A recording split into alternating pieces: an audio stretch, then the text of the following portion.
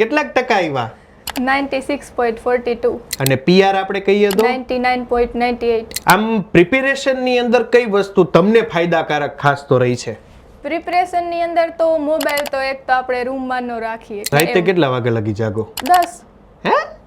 સવારે 4 વાગે ઉઠવું હોય તો 10 વાગે સુઈ જવું પડે ને. આજે પરિણામ દિવસ, કहीं ખુશી કहीं ગમનો માહોલ વચ્ચે આજે આપણે એક સુખદ વાત લઈને તમારી વચ્ચે આવ્યા છીએ. આરબી ન્યૂઝની અંદર આપ સૌ લોકોનું હાર્દિક સ્વાગત છે ને હું છું તમારી સાથે રવિ બરાસરા. આજે મોરબીનું સાયન્સ અને કોમર્સ બંનેનું સુખદ પરિણામ આવ્યું છે. કોમર્સની અંદર ખૂબ સારા માર્ક સાથે પોતાની મહેનતથી ઉત્તીર્ણ થયેલી વિદ્યાર્થીની અત્યારે હાલ આપણી સાથે જોડાઈ છે. સૌથી પહેલા સ્વાગત છે તમારું અને તમારું નામ કહેજો. આદ્રોજા અપેક્ષા. ક્યાં ગામના? લાલપર. લાલપર વાળાને તાઈ જમાવટ પડી ગઈ. હારું પરિણામ. કેટલાક ટકા આવ્યા? 96.42. 96.42 અને પીઆર આપણે કહીએ તો 99.98. ઓહો 99.98 એટલે જોનારા ઘણા વ્યક્તિઓ 2-3 પરીક્ષાના ટોટલ મારે ત્યારે માન મેળ પડે એવી ટકાવારી દીકરી ખૂબ સારી મહેનતથી લઈ આવી છે. મારે ખાસ તમને એવું પૂછવું છે, આમ નોર્મલી તો બધા કહેતા જ હોય છે કે મહેનત, સખત મહેનત, ઘરેથી સપોર્ટ, શૈક્ષણિક સંસ્થાનો ખૂબ મોટો ફાળો, પણ એ બધાથી પરે જઈને આપણે થોડુંક વિચારવું છે કે આ કોમર્સની અંદર જ્યારે તમે આટલા સારા ટકાએ ઉત્તીર્ણ થાઓ તો આમ ખરેખર લગ્ન પ્રસંગ બંધ કરી નાખો, વ્યવહારમાં જવાનું કેન્સલ કરો, આવું બધું કરો ખરા? હા, એવું તો કરવું પડે કેમ કે એક્ઝામ નજીક આવે તો બહાર જવાનું હોય તો પછી મન યાન્યા જ રહે કે શું પહેરશું ને કઈ જશું ને, તો પછી યાન્યા જ રહેવાનું. એટલે થોડાક ટાઈમ માટે ન જાય તો હાલે પછી બહાર. બરાબર. અને એ ન જવાથી અથવા જવાથી તમને શું લાગે, શું ફેર પડે? એટલે બહુ જરૂરી હોય તો પછી જાવું પડે, પણ ન જાય ત્યાં સુધી હાલે કેમ કે એક જ વર્ષ હોય પછી 12માં પછી તો જ્યાં જવું હોય ત્યાં. ઘણા બધા એવા પણ હોય કે રિવિઝન રાઉન્ડમાં જ ખાલી તૈયારી કરી હોય તોય સારા ટકા આવે, પણ જો આમ પહેલેથી મહેનત કરી હોય તો એની વાત અલગ હોય તો થોડીક એનાથી થોડુંક વધારે આવે એમ. એટલે પહેલેથી બેલેન્સ રાખ્યું હોય તો પછી છેલ્લે ઉજાગરા કરવા કે એવાની જરૂર ન પડે. આમ પ્રિપેરેશન ની અંદર કઈ વસ્તુ તમને ફાયદાકારક ખાસ તો રહી છે? પ્રિપરેશન ની અંદર તો મોબાઈલ તો એક તો આપણે રૂમમાં ન રાખીએ કેમ કે નોટિફિકેશન આવે તો પછી એમાં જ વહી જાય, અને ટીવી ને એવું તો પણ જમવા ટાઈમે ખાલી જોઈ લઈ, બાકી ટીવી સામે બેસી તો પછી ટાઈમ ક્યાં વહી જાય ખબર જ ન પડે. તો આ કોમર્સ એ તમારી ચોઈસ હતી કે 10માના રિઝલ્ટના બેઝ ઉપરથી લઈ લીધું હતું? કોમર્સ તો ચોઈસ જ હતી કેમ કે 10thમાં પણ 94% આવ્યા હતા. એટલે 94? હા, બધા સાયન્સ લ્યો એમ કહેતા હતા, પણ મેં કીધું ના, સાયન્સમાં તો નથી જ જાવ એમ. બધા એમ કહે કે ઇંગ્લિશના અને સાયન્સના માર્ક આટલા સારા છે તો સાયન્સમાં જ જવાય એમ.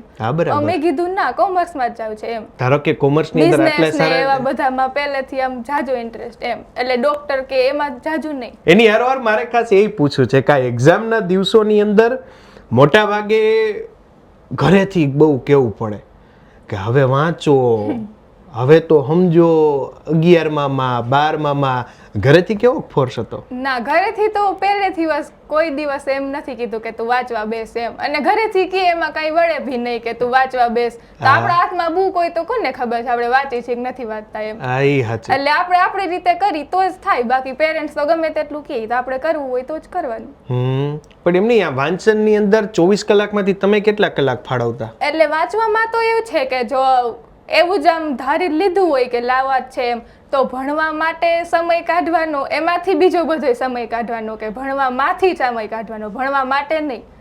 એવું કે ભણવાનું હોય એમાંથી બીજો સમય કાઢવાનો કે આપણે અહીંયા જઈશું, આટલી વાર જમવાનું, આટલી વાર ટીવી જોવાની એમ.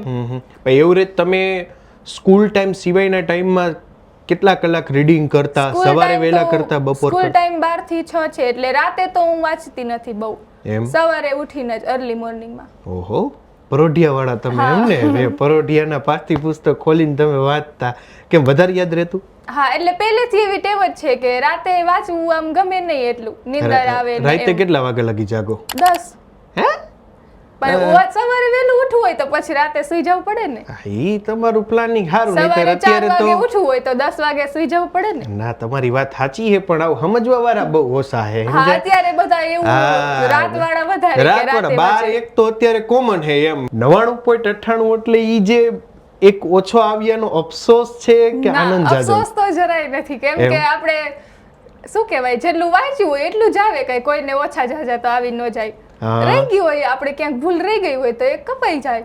હા, બરાબર છે. એટલે તો એવું તો ઘણી વાર ફેસ કરવું પડે કે આપણે લખ્યું હોય તોય માર્ક નો આવે, અથવા તો આપણે કોકે આપણા કરતા જો કોકમાંથી જોઈને લખ્યું હોય તો એને માર્ક આવી જાય, તો એવું તો ફેસ કરવું જ પડે, પછી એમાંથી જ શીખવાનું હોય.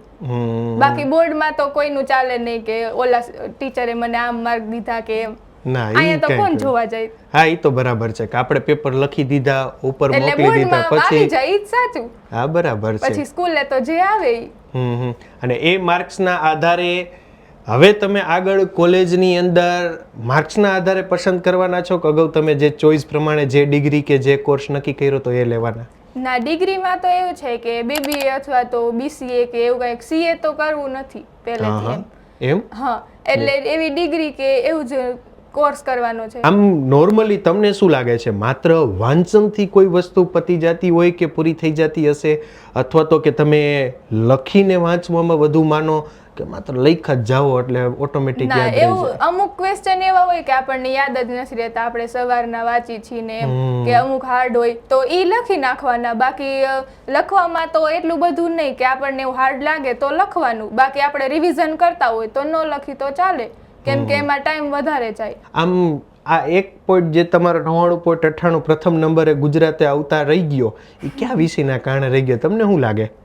વિષય તો એમાં તો એવું છે કે ઇંગ્લિશ ગુજરાતીમાં તો એમાંય કપાય બધાયને, હા હા. અને બીએ માં તો પહેલેથી મારે આમ શું કહેવાય થોડાક સાટો રહી જાય એમ, તો બીએ માં 96 આવ્યા, એટલે એમાં રહી ગયું, બાકી બધાયમાં 98 99 એવા. બરાબર, એટલે મૂળ એટલે બીએ ને ઇંગ્લિશ ગુજરાતીમાં તો એમાં ઓછા જ આપે ને એમ. ઓકે, એટલે ઈ એક બીએ વિષય કીટાવાળો એમ ને, એની એ બહુ ઓછા માર્કના કારણે થોડુંક આગુ પાછું રહી ગયું એમ ને. પણ ઓલ ઓવર અત્યારે જ્યારે રિઝલ્ટ આવ્યું છે, ઘણી બધી દીકરીઓ જ્યારે તમને જોઈ રહી છે, જતાં જતાં મોરબીની દીકરીઓને આપ શું કહેવા માંગશો? એમાં તો એવું છે કે જો આપણે ધારી જ લીધું હોય કે આપણે આટલું લાવવાનું જ છે, તો આપણે ડે 1 થી જ ચાલુ કરી દેવાનું, કે પછી રિવિઝન રાઉન્ડ આપણે એવું વિચારી કે આપણે આટલા ટકા જોઈ છે હવે, તો પછી ત્યારે તો ન ભેગું થાય એમ, કે આપણે પહેલેથી જ ચાલુ કરી દેવું પડે, કે જો આપણે 12th ચાલુ થાય ત્યારે જ વિચારી લેવું પડે કે આટલો ગોલ છે એમ, તો પછી ત્યારે જ મંડાઈ જવાનું. અને ખરેખર વાત પણ સાચી છે, અત્યારે માતા પિતા પણ એટલા સપોર્ટિવ રોલમાં હોય છે, દીકરીઓના પણ અને દીકરાના પણ. એ ધારે એ લાઈન એ કોર્સ પર એને આગળ વધવા માટે પ્રોત્સાહન આપતા હોય છે, ઇન્ફ્રાસ્ટ્રક્ચર લેવલે, સુવિધા બાબતે, આર્થિક રીતે પણ બહુ મોટો ટેકો એમના તરફથી મળતો હોય છે. પણ છેલ્લે મહેનત એ આપણા હાથમાં છે. આમ તો કોઈ પણ પરીક્ષા એ જીવનની આખરી પરીક્ષા તો નથી જ હોતી, પણ એક પછી એક આવતા સારા પરિણામો એ સારા જીવન ઘડતર માટે, આગળ વધવા માટે ખૂબ જરૂરી હોય છે. તો આશા રાખીએ છીએ કે આ એક પરિણામથી આપ નાસીપાસ નહીં થાઓ, પરંતુ શીખશો ચોક્કસ, આગળ એક્ઝામમાં સુધારશો ચોક્કસ, અને આપ પણ આપના જીવનની અંદર ખૂબ આગળ વધશો. થેન્ક યુ સો મચ અમારી સાથે જોડાવા માટે. તમે લોકો તમારા Facebook page, YouTube channel, Instagram ઉપર, અને હું હતો તમારી સાથે રવિ બરાસરા.